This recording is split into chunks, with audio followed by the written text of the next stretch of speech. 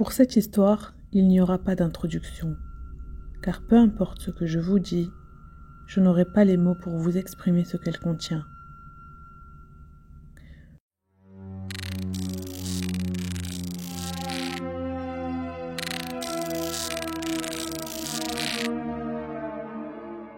Je m'appelle Hichem et je viens d'un milieu très populaire et surtout d'une famille à problème. Tout ce que vous pouvez imaginer de mal, ma famille l'a fait. C'est très compliqué de naître dans une telle famille, pleine de criminels, de sorciers, etc. On ne voyait quasiment jamais mon père, car il était toujours en fuite pour quelconque crime qu'il avait commis. Et les rares fois où il était présent, il battait ma mère, lui volait son argent, ou même encore, il nous battait mes sœurs et moi. Ma pauvre mère, qui vendait du pain dans la rue, était la principale source de revenus de la famille. C'est même elle qui donnait de l'argent à mon père. Enfin plutôt, il le lui prenait de force pour aller s'acheter toutes sortes de substances illicites et d'alcool. Comme je vous ai dit, ma mère vendait du pain, et elle était connue pour ça. On l'a surnommée Tamo Molet Khobz, ou Tamo la vendeuse de pain. Son pain était réputé pour être très bon. Même nous, ses enfants, on nous appelait les enfants de la vendeuse de pain. Quant à mon père, les gens du quartier ne le calculaient même pas, car ils savent tous ce qu'il vaut. Il voulait que ma mère arrête de vendre du pain, lui qui ne travaille pas et qui lui prend tout son argent. Cela ne lui plaît pas que tout le quartier dise que c'est sa femme qui l'entretient et qui subvient seule aux besoins de son foyer. Normalement, ces paroles devraient le motiver à trouver un travail et à prouver à tout le monde qu'il est le chef de famille. Mais non. Il veut juste que ma mère arrête. Et comment vivrions-nous si elle s'arrête? Bref, il lui mettait tous les jours la pression pour qu'elle ne vende plus son pain, jusqu'à cette soirée horrible. Ils se sont disputés une énième fois à ce sujet, mais ce soir-là, ma mère en a eu marre, et elle a demandé le divorce. Et elle va faire la pire erreur de sa vie en disant à mon père que ce n'est pas un homme, car c'est sa femme qui l'entretient. Elle n'avait pas totalement tort, et la pauvre lui a dit ça juste pour se défendre de toutes les insultes ignobles qu'il proférait à son égard pendant toute la soirée. Mais lui a vu rouge. Il est devenu enragé. Mes sœurs et moi assistions à la scène sans pouvoir ni la défendre, ni se cacher, car nous vivions dans une petite cabane de bidonville avec une seule pièce. Et là, devant nos yeux, il attrapa un couteau et la frappa au visage avec. Elle n'était pas morte, mais il l'a totalement défigurée. Les voisins, en entendant nos cris, se sont regroupés chez nous et ont appelé la police qui n'a pas tardé à arriver sur les lieux. Mon père a été arrêté et ma mère emmenée à l'hôpital. C'est donc moi qui me suis occupée de mes sœurs en attendant. Ce qui m'a le plus dérangé dans toute cette histoire, c'est que la famille de ma mère fit pression sur elle pour qu'elle retire sa plainte contre mon père. C'est ton mari, tu veux l'envoyer en prison? Pour Dieu sait combien de temps, t'as pas honte? Pour ma part, je vous conseillerais de toujours faire valoir vos droits, peu importe les conséquences. Mais ma mère, sous la pression, a cédé. Mais à quelques conditions. Il doit accepter le divorce, signer une ordonnance de restriction pour elle et nous, et ne plus s'approcher de l'endroit où on habite. Mon père à ce moment-là n'avait d'autre choix que d'accepter les conditions de ma mère, car c'était soit ça, soit la prison. Malgré tout ça, ma mère avait la sensation que sa vie était gâchée. Son visage était défiguré, et ce qui l'a le plus peiné, c'est que sa propre famille, qui était censée la protéger, l'a au contraire poussée à retirer sa plainte, la mettant éventuellement en danger. Petit à petit, je sens que ma mère ne va pas bien du tout psychologiquement. Quand elle sort devant la maison pour vendre son pain, les gens la voient parler seule toute la journée. En plus de ça, on est réveillé tous les matins par ses cris. On dirait qu'elle fait des cauchemars, toutes les nuits, comme si elle revivait la scène avec mon père. Petit détail qui a quand même son importance, je suis le plus grand de la fratrie, mais je n'ai à cette époque que 9 ans. Bref, avec tout ça, ma mère est arrivée de moins en moins à vendre son pain. Et l'argent venait à manquer, alors qu'il était déjà assez rare. C'est une de ses amies qui lui a suggéré de me faire travailler à sa place. Elle lui a dit que j'étais assez grand et que mes études ne m'emmèneraient de toute façon pas bien loin. Quant aux filles, elles finiront par grandir et se marier. Vu notre situation financière, ma mère a écouté son amie et m'a fait arrêter l'école. Dans notre environnement social, un enfant trop jeune pour travailler, ça n'existe pas. Les petits garçons sont élevés à être des hommes dès le plus jeune âge. Donc ma mère préparait le pain à la maison et je sortais le vendre à sa place. Comme je vous ai dit, le pain de Tinmot était réputé. Bien qu'il y ait d'autres vendeuses dans les alentours, celui de ma mère restait le favori. Des gens venaient de loin et de quartiers très aisés pour acheter son pain. Avec le temps, tout le monde a remarqué que la santé de ma mère se dégradait. Je sentais qu'elle souffrait d'une maladie grave, mais le manque d'argent et l'ignorance ont fait qu'on ne l'a pas amenée chez le médecin. Je travaillais dans tout, tantôt avec ma mère, tantôt dans un café. J'ai même fait de la menuiserie.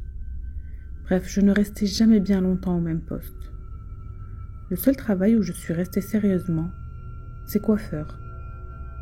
En effet, la femme du gérant d'un salon prenait le pain chez ma mère. Du pain sans sucre et sans sel, car son mari et elle étaient apparemment diabétiques. Ma mère a donc demandé à cette femme de discuter avec son mari pour qu'il me prenne en tant qu'apprenti et qu'il me fasse travailler chez lui, ce qu'il a accepté. Son salon était réputé dans ma ville, et c'était un des meilleurs hommes que j'ai connus, très gentil, très doux et attentionné. Le paradoxe, c'est que sa femme était une sorcière ou une voyante. Mais à ma connaissance, elle n'a jamais fait de mal à qui que ce soit. C'était pour moi le meilleur couple que je connaissais. Qui ne connaissait pas le salon de l'Mesfioui? Même si vous ne veniez pas pour la coupe, vous pouviez rester discuter et écouter un peu de rail. Bref, c'était le meilleur salon de la ville. Plusieurs ont tenté d'ouvrir dans les alentours, mais aucun ne restait très longtemps, car tout le monde préférait aller chez le Mesfioui. Le fait qu'il y ait beaucoup de monde a poussé le patron à me laisser travailler assez vite. J'ai eu mon diplôme et il m'a embauché, ce qui était parfait pour moi. Plus il y aurait de monde, plus il me ferait travailler, pour ne pas faire attendre les clients trop longtemps. Mais la rumeur courait que l'eau qu'il utilisait dans le spray pour humidifier les cheveux n'était pas normale. Pour certains, ce n'était pas simplement de l'eau, et elle contenait quelque chose comme de la magie, et que c'est pour cela que le salon était aussi apprécié. Mais moi je savais que tonton le Mesfioui ne faisait rien de tout ça. Mais malheureusement sa femme était connue en tant que chouefa, ou voyante, sorcière, comme vous voulez. Mon père venait de temps en temps au salon. Il avait eu vent de mon nouveau travail et, vu que je gagnais un peu d'argent, il passait m'en réclamer. Je vous mentirais si je vous disais que j'aimais mon père. S'il y a bien quelque chose que je haïssais sur cette terre, c'était bien cet homme. À cette époque-là, j'avais 16 ans environ, et j'étais un garçon pieux et réservé. J'avais donc peur que mon père ne soit pas content de moi, car religieusement, on se doit d'honorer ses parents. Donc même si sa simple vue me serrait le cœur, je lui donnais quand même de l'argent en cachette de ma mère. Certaines fois, je lui donnais même toute ma paye du jour. Tonton le Mesfioui voyait tout ça, et m'a un jour dit « Fiston, cet argent que tu donnes à ton père ne va servir que pour l'alcool, et je ne sais quelle autre bêtise. Le mieux, c'est que tu lui achètes ce dont il a besoin au lieu de lui donner ton argent, car tu l'as durement gagné. Ce rizq que Allah t'a donné ne doit pas servir à ses dépenses dans les choses haram et illicites. » Vint le jour où ma mère a découvert que je donnais de l'argent à mon père, et dès qu'elle l'a entendu, elle a fait une crise et s'est mise à hurler. De toute façon, dès qu'elle entendait ne serait-ce que son nom, elle faisait une crise de nerfs, comme une petite fille effrayée. Je lui dis qu'il fallait aller chez le médecin d'urgence, mais dès qu'elle entend le mot médecin aussi, C'est comme si elle veut se jeter sur moi et m'étrangler. Un jour, l'État a décidé de nous donner une indemnité, car on vit dans un bidonville. Je me dis que c'est l'occasion pour que je lance ma propre affaire. En plus, mes sœurs ont grandi, travaillent bien à l'école, sont aussi très pieuses et voilées, et je suis très fière d'elles. Elles aident beaucoup ma mère avec son pain, et le petit tabouret sur lequel on vendait le pain était devenu un grand chariot avec une pancarte au nom de Tam au Moulet el Khobz. J'ai grandi trop vite à mon goût. Les garçons de mon âge, 18-19 ans, passent leur temps avec leurs amis à rire et jouer, alors que moi, j'ai l'air beaucoup plus vieux. J'ai même de la barbe, et je ne pense qu'à l'avenir, sans perdre de temps pour mes loisirs. Le jour où on a enfin eu l'indemnité, je me suis dit que je prendrais un petit local, proche des bâtiments, pour y faire mon propre salon. J'ai déjà quelques clients fidèles chez tonton le Msfioui et des petites économies de côté. Je prends quand même le temps de demander son avis à tonton le Msfioui sur cette idée, ce à quoi il me répond. « Écoute, tu sais que je n'ai pas d'enfant et je commence à me faire vieux, donc je n'ai que toi après Dieu. Que penses-tu qu'on prenne un grand salon? Tu le décoreras totalement à ton goût et on y sera associés. Moi, j'y investirai mon argent et tu y investiras ton travail. C'est beaucoup mieux, non ?» J'ai demandé l'avis de ma mère, qui m'avait l'air d'accord, donc j'ai accepté très heureux. Très heureux jusqu'au soir où ma mère est décédée. Elle est partie de mort naturelle dans son sommeil. Elle était, comme je le présentais, beaucoup plus malade qu'elle ne croyait. Elle avait du diabète, de l'hypertension, des problèmes de reins. C'est à se demander comment elle tenait debout. Qu'Allah lui fasse miséricorde. Elle était la meilleure chose que j'ai eue dans ma vie. Je suis donc le chef de famille maintenant, et je me dois de prendre soin de mes sœurs. Le temps passe et elles se marient, puis vient mon tour. J'ai fait la rencontre d'une jeune femme, et comme je ne suis pas du genre à fréquenter, j'ai tout de suite demandé sa main et nous nous sommes mariés. Depuis la mort de ma mère, mon père n'est jamais revenu nous voir. On ne sait même pas s'il est vivant ou mort. Il faut dire qu'aucun de nous ne cherche à le voir non plus. Ma femme Nihed et moi sommes bénis de 2 enfants. Tous les gens de notre nouvel entourage font l'éloge de notre couple et de mes sœurs. On est gentils, discrets, très loin de ce pourquoi notre grande famille était connue avant. Les gens de notre ancien voisinage, quant à eux, font aussi notre éloge. J'ai selon eux un grand mérite de ne pas être devenu comme mon père ou le reste de sa famille. Mais tous mes problèmes vont commencer à cause d'une douleur dans mon dos. En effet, après avoir consulté, la station debout et ma mauvaise posture ont un effet néfaste sur mon dos, ce qui peut s'aggraver très vite si je ne prends pas beaucoup de repos sans travailler. J'ai répondu au médecin que personne n'échappe à son destin, et j'ai continué à travailler malgré la douleur insupportable. Mais ça me travaillait beaucoup. Je ne faisais que penser à ça. Si un jour je peux plus travailler, qui va entretenir tous ces gens qui comptent sur moi? Ces idées jouaient tellement sur mon moral que je suis entrée dans une dépression profonde. Je n'arrive même plus à rigoler. Ma famille et mes amis me voient désormais comme la personne inintéressante, toujours dans son coin et toujours énervée. Même mes clients ont remarqué ce changement.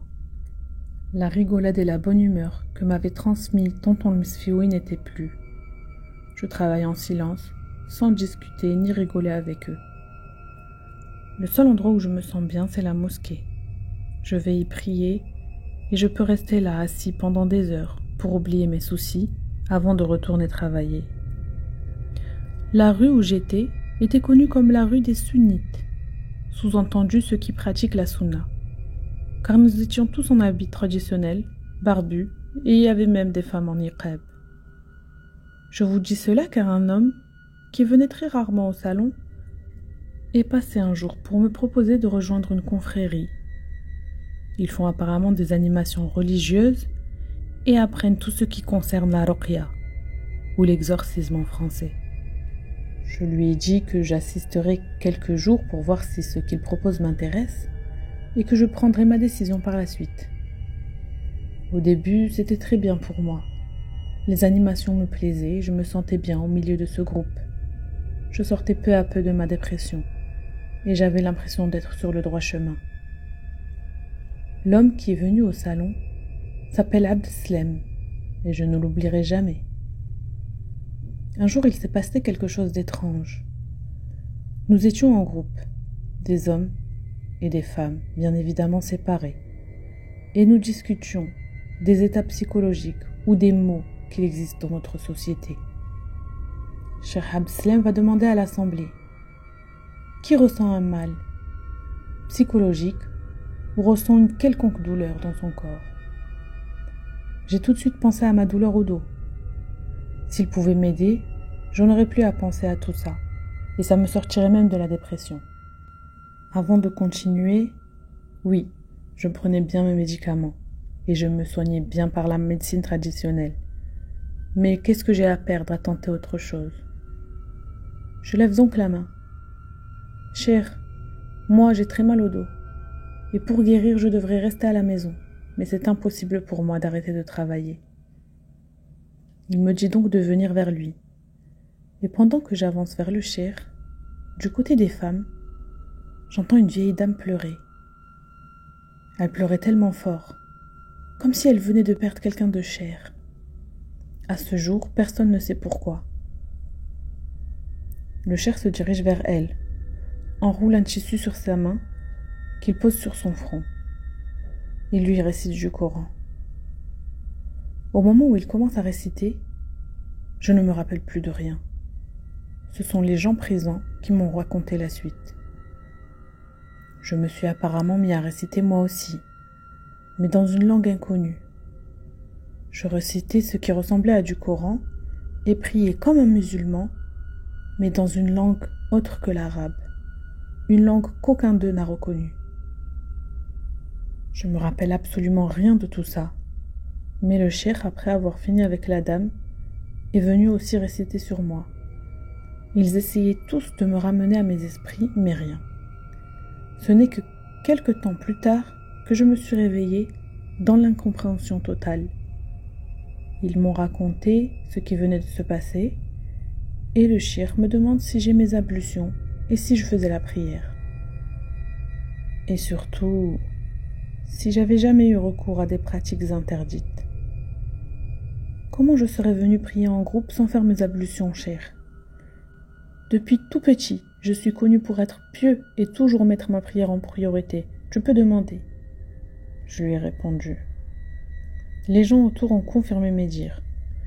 Et on se demandait si j'étais possédée, ensorcelée, ou même peut-être un zohri. Plus tard, le cheikh vient me voir, tout seul, pour me demander si je suis intéressée pour travailler avec lui. Travailler? Comment ça, je comprends pas. Eh bien, on va chez les gens malades, pour réciter le Coran et les guérir par la volonté d'Allah. Et on est rémunéré pour ça. Hors de question, cheikh. Je ne vends pas les paroles d'Allah. Mais non. Nous aidons ces pauvres gens qui ont besoin de cette guérison. Et nous prenons un tribut en échange de notre labeur, c'est tout. Il a réussi à me convaincre, malgré mes réticences, mais il me restait une question. Imaginons que j'accepte de travailler avec toi. Pourquoi m'avoir choisi précisément? Eh bien, tu m'as l'air différent des autres. Tu es une bonne personne. Tu es pieux depuis l'enfance. Tu as subvenu aux besoins de ta famille très jeune. Et si tu deviens connu pour la ruqya et la guérison par le Coran, tu pourras moins travailler au salon, ce qui est beaucoup mieux pour ton dos. Ces paroles me paraissent logiques, donc j'accepte sa proposition. Et j'ai commencé les séances de ruqya avec lui. J'ai au fur et à mesure appris quels versets réciter pour quel mal. Les versets pour le mauvais œil, ceux pour la possession, ceux pour la sorcellerie, etc. Après ça, ils ne se contentaient plus de m'amener chez les gens pour la ruqya. On se déplaçait dans des maisons soi-disant hantées. Les gens qui souhaitaient emménager dans des maisons restées à l'abandon trop longtemps se plaignaient souvent qu'elles étaient hantées. Ces maisons se trouvaient souvent dans la campagne et les montagnes assez éloignées. Pour ces déplacements, nous étions accompagnés de gens assez étranges, et je commençais à comprendre que quelque chose n'allait pas. Et mon intuition ne me trompait pas.